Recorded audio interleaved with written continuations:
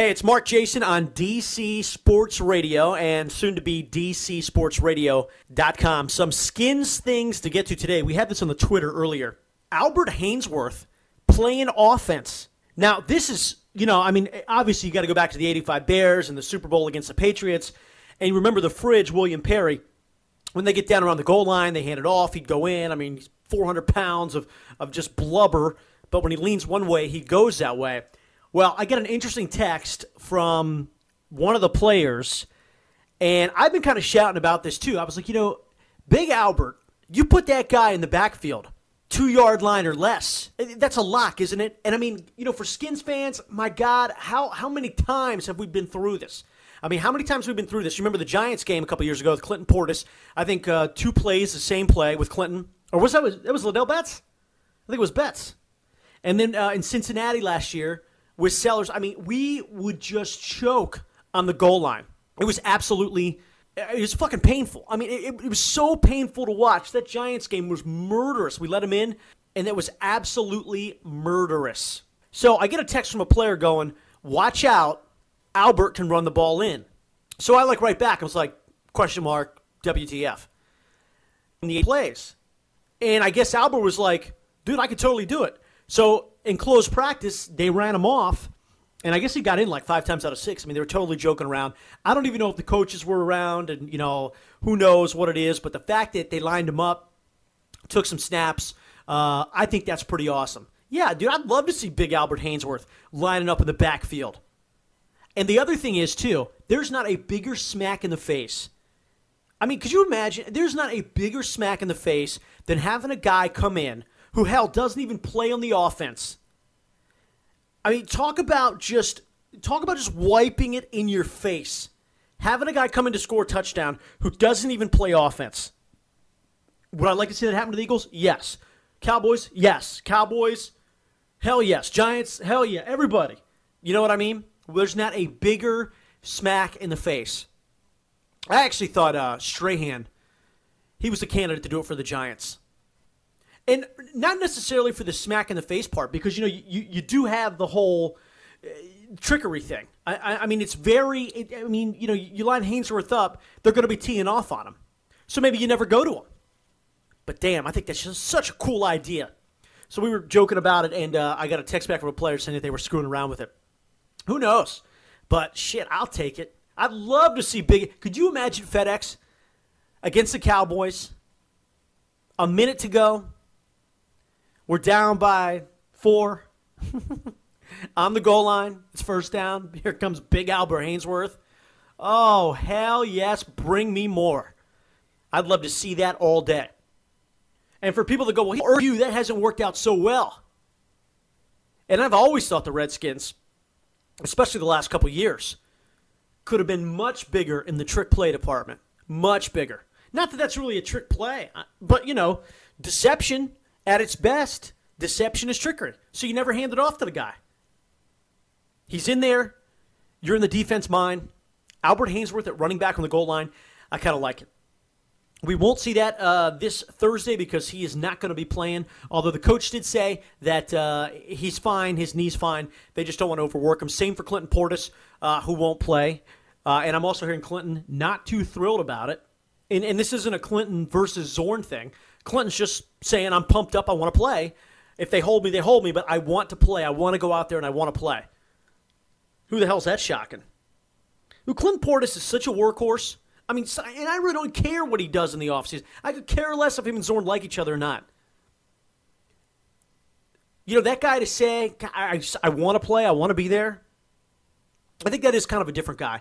Remember when he hurt his shoulder a couple preseasons ago with Gibbs? He's like, I don't even know why I'm playing. And now you got a guy going, I want to play. I want to be there. If they let me play, I'm going to play. No go, though, for Clinton. Santana Moss, I don't think he's going to play. Devin Thomas, he's going to play. First preseason game. Don't slit your wrists. But if Devin Thomas doesn't start getting some action in, dude, you're losing that job all day.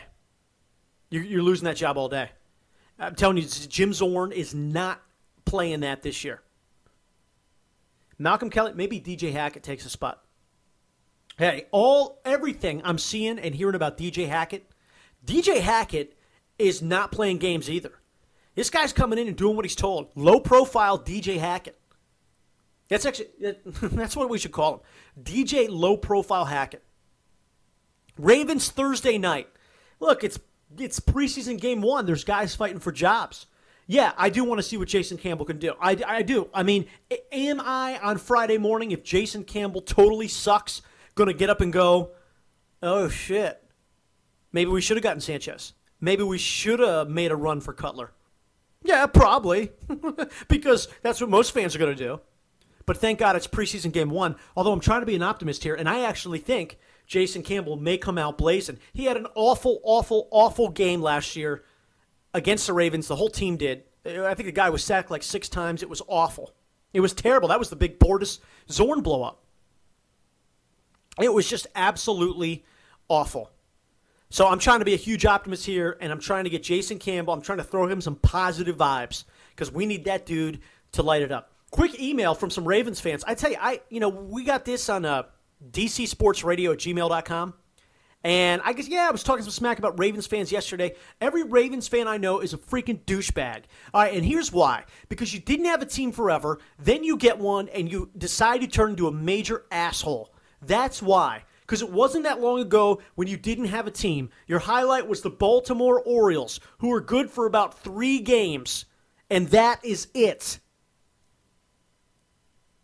I'm sure there's some good Ravens fans out there. I'm sure there's some good Ravens fans as a whole. Fuck you.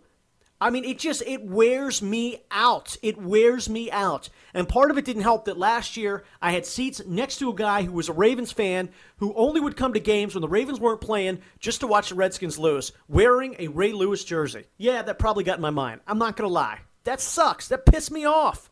Especially because I was there having to watch the damn, what game was that? The Rams game with it. Shit, listening to him, it was awful. It was murder. It was miserable.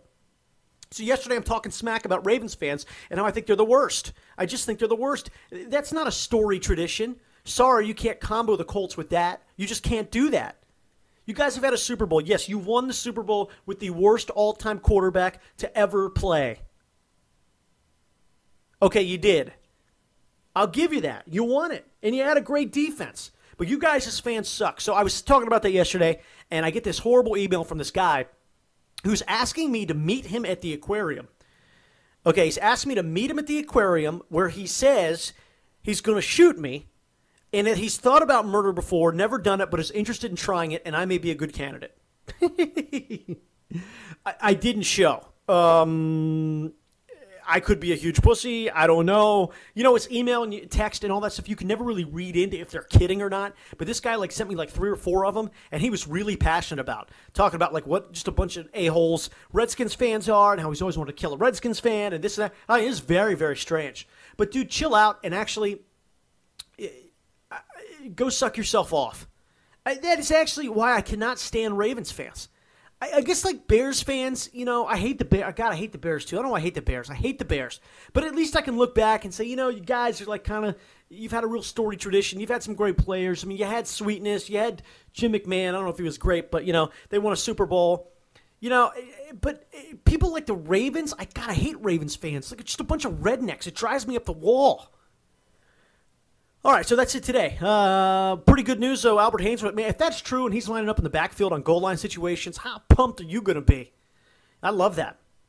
All right, closing in on less than 48 hours. Actually, we're less than 48 hours from the official kickoff of Redskins preseason football. Become our fan on Facebook if you're not already. Just search us, DC Sports Radio. You can also email us, dcsportsradio@gmail.com, or on Twitter. Yes, we tweet. Twitter.com/DC Sports Radio.